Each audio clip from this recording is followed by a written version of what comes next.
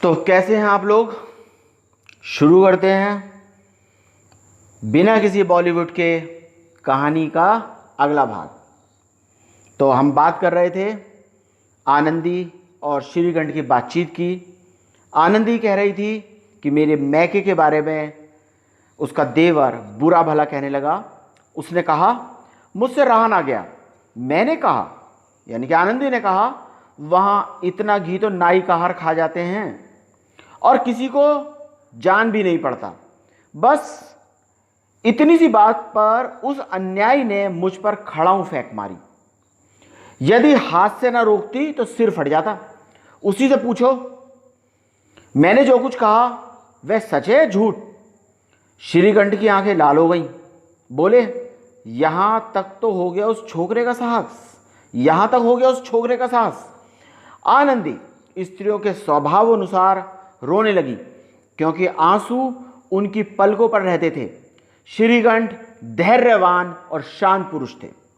उन्हें बहुत कम कदाचित क्रोध आता था, पर स्त्रियों के आंसू पुरुषों की क्रोध अग्नि भड़काने में घी का काम देते हैं।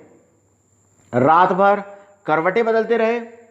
उद्विग्नता के कारण पलक तक नहीं झपकी, यानी कि बेचैनी के कारण पलक तक ना झपकी, यानी कि उनको नींद नहीं आई।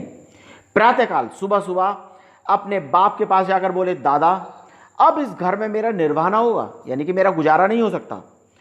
इस तरह की विद्रोहपूर्ण बात कहने पर श्रीकंठ ने कितनी ही बार अपने मित्रों को आड़े हाथों लिया था, परंतु दुर्भाग्यवश आज उन्हें स्वयं वे ही बातें अपने मुंह से कहनी पड़ी।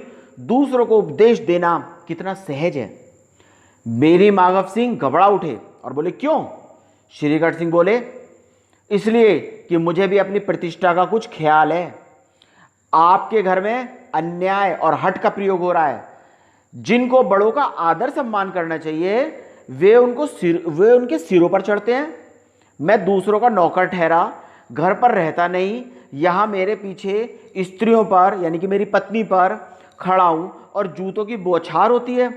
कड़ी बात तो है, कड़ी बात तक ही तो हो, चिंता नहीं, कोई एक दो कह ले, वहां तक तो मैं भी सह सकता हूं, किंतु यह कदापि नहीं हो सकता, बिल्कुल नहीं हो सकता कि मेरे ऊपर लात घूसे पड़े और मैं मुंह ना खोलूं। बेनी माधव सिंह कुछ जवाब ना दे सके। श्रीकंठ सिंह सदैव उनका आदर करते थे। उनके ऐसे तेवर देखकर बूढ़ा यानी कि उनके पिता अवाक रह गए, कुछ बोल ना पाए। केवल इतना ही बोले बेटा तुम बुद्धिमान होकर ऐसी बातें करते हो। स्त्रियां इस तरह घर का नाश कर देती हैं, उनको बहुत सिर चढ़ाना अच्छा नहीं है। श्रीकंठ सिंह ने उत्तर दिया इतना तो मैं भी जानता हूं, आपके आशीर्वाद से मूर्ख नहीं हूं। आप स्वयं जानते हैं मेरे ही समझाने बुझाने से इस गांव में कई घर संभल गए, पर जिस स्त्री की मान प्रतिष्ठा का ईश्वर के दरबार में उत्तरदाता हूं क्योंकि वो उनकी पत्नी थी, उसके प्रति ऐसा घोर अन्याय और पशुवत व्यवहार असह्य है, मतलब सहन नहीं करा जा सकता। आप सच मानिए मेरे लिए यही कुछ कम नहीं है कि लाल बिहारी को कुछ दंड नहीं दिया।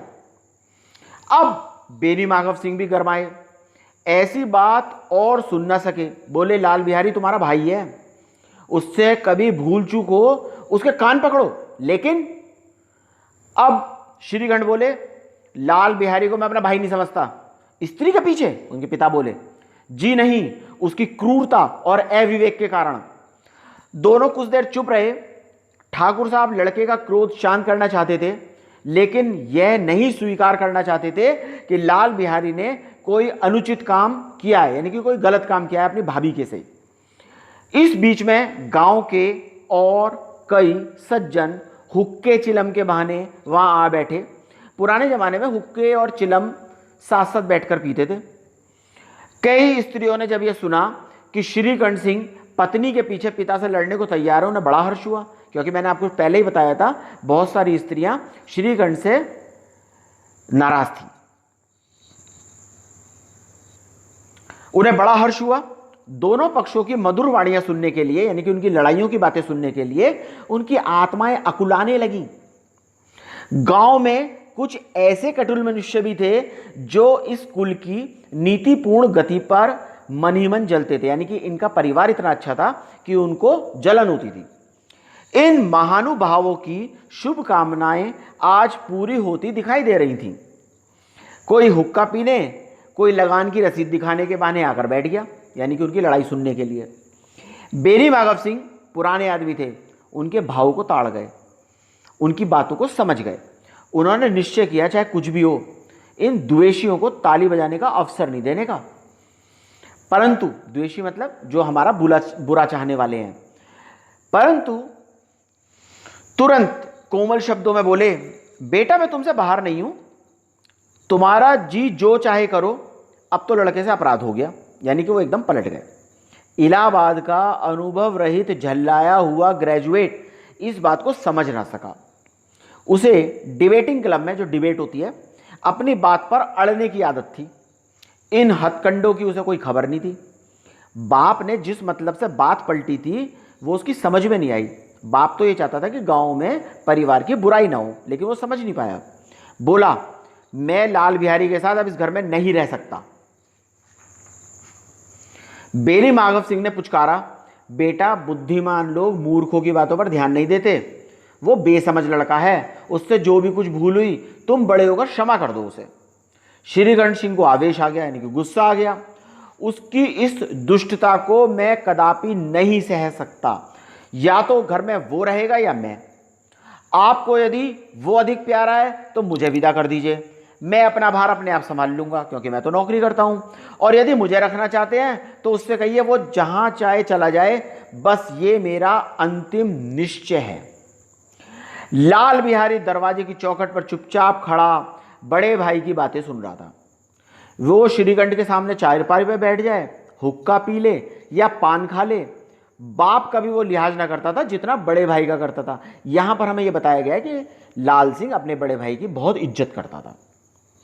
श्रीगंठ का भी उस पर हार्दिक स्नेह था, यानी कि श्रीगंठ भी उसे बहुत प्यार करते थे। अपने होश में उन्होंने कभी उसे घुड़का तक नहीं था, यानी कि कभी डांटा भी नहीं था। जब वे इलाहाबाद से आए थे तो उसके लिए कोई ना कोई वस्तु अवश्य लाते। मुदगर की जोड़ी उन्होंने ही बनवा दी थी। मुदगर मतलब एक्सरसाइज करने का एक एक्सरसाइज करते हैं इससे।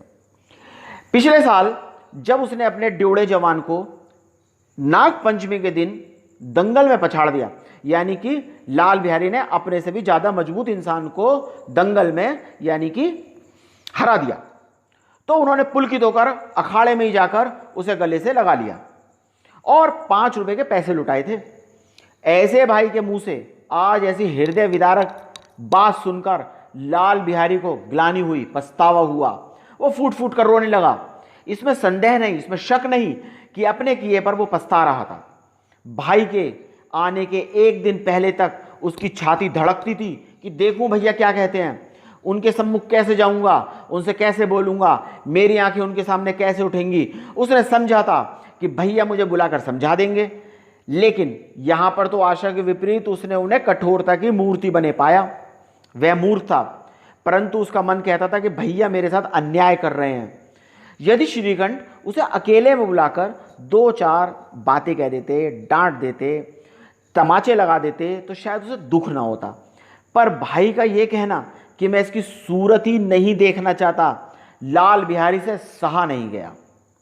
वह रोता हुआ घर आया, कोठरी में जाकर कपड़े पहने, आंखें पोंछी, जिससे कोई ये ना समझे कि वो रो रहा है। इसके बाद आनंदी के घर कमरे के दरवाजे पर आकर बोला, भाभी भैया ने निश्चय किया है कि मेरे साथ इस घर में नहीं रहेंगे। अब वो मेरा मुंह भी नहीं देखना चाहते, इसलिए मैं जा रहा हूं। मैं उन्हें मुंह नहीं दिखाऊंगा। मुझसे जो कुछ अपराध हुआ है उसे मुझे क्षमा कर दीजिए। यह कहते कहते लाल बिहारी का गला भर गया। जिस समय लाल बिहारी सिर झुकाए आनंदी के द्वार पर खड़ा था, यानी कि आनंदी के कमरे के बाहर खड़ा था, उसी समय श्रीगण सिंह भी आंखें लाल किए मतलब गुस्से में बाहर से आए। भाई ने देखा तो घृणा से आंखें फेर ली और कतरा कर निकल गए, मानो उसकी परछाई से भी दूर भागना चाहते हैं। आनंदी ने लाल बिहारी की शिकायत की थी, लेकिन अब मन ही मन में पछता रही थी। यही कहानी का यहां पर बात आती है बड़े घर की बेटी। वो स्वभाव से दयालु थी, उसे कंबाइंड फैमिली में रहना आता था। उसे इसका तनिक भी ध्यान नहीं था कि बात इतनी बढ़ जाएगी। गुस्सा तो आ रहा था उसे। वह मन ही मन में अपने पति पर भी झुंझला रही थी कि ये बेकार में इतने गर्म हुए। जब उसने लाल बिहारी को दरवाजे पर खड़े हुए कहते सुना कि मैं जा रहा हूं, मुझसे जो भी कुछ हुआ है क्षमा करना, तो उसका रहा सा क्रोध पानी हो गया। रोने लगी। मन का मैल धोने के लिए नयन जल से उपयुक्त और कोई वस्तु नहीं है। नयन जल मतलब आंसू। जब गुस्सा आया था तब भी रो रही थी, अब गिलानी हो रही है तो भी रो रही है। श्रीकंठ को देखकर आनंदी ने कहा, लाल बाहर खड़े बहुत रो रहे हैं तो मैं क्या करूं? उसका पति बोला, भीतर बुला लो, मेरी जीभ में आग लगे, मैंने कहां से झगड़ा उठाया। मैं नहीं बुलाऊंगा, पति बोला उसका। पछताओगे, उन्हें बहुत गिलानी हो रही है, पछता रहे हैं वो, ऐसा ना हो कि कहीं चल दें। श्रीगण सिंह ने ना उठे।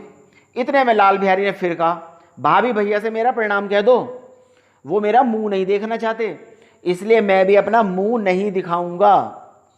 लाल बिहारी इतना कहकर लौट पड़ा और शीघ्रता से दरवाजे की तरफ चलने लगा। अंत में आनंदी कमरे से निकली, उसका हाथ पकड़ लिया। लाल बिहारी ने पीछे मुड़कर देखा और आंखों में आंसू भरकर बोला, मुझे जाने दो। कहां जा रहे हो? जहां कोई मेरा मुंह ना देखे। मैं तुम लोगों के साथ रहने लायक नहीं हूं।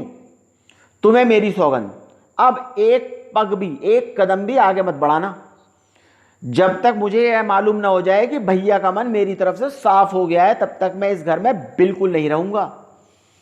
श्रीगण सिंह का हृदय भी पिघल गया। आखिरकार अपने भाई को प्यार करता था वो। उन्होंने बाहर आकर लाल बिहारी को गले से लगा लिया। दोनों भाई खूब देर तक फूट फूट कर रोते रहे। लाल बिहारी ने सिसकते हुए कहा, अब कभी मत कहिएगा कि तुम्हारा मुंह नहीं देखूंगा, इसके सिवा आप जो भी दंड देंगे मैं स्वीकार कर लूंगा।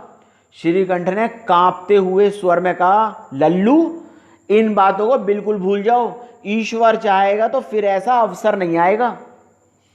बेनी माधव सिंह बाहर से आ रहे थे। दोनों भाइयों को गले मिलते देखकर आनंद से पुलकित हो उठे और बोल उठे, बड़े घर की बेटियां ऐसी होती हैं, बिगड़ता हुआ काम बना लेती हैं। आनंदी की तारीफ कर रहे थे। गांव में जिसने भी ये बात सुनी, उसी ने इन शब्दों में आनंदी की उदारता को सराहा। बोले, बड़े घर की बेटियां ऐसी ही होती हैं। तो कैसी लगी आपको ये कहानी? ठीक, बढ़िया, मस्त कहानी, बहुत अच्छी है। इसके अगले एपिसोड में इसके क्वेश्चन आंसर लेकर आता हूं। सभी इंपॉर्टेंट क्वेश्चन आंसर्स होंगे उसमें और पूरे चैप्टर को कवर करेंगे। Okay, thanks a lot, bye.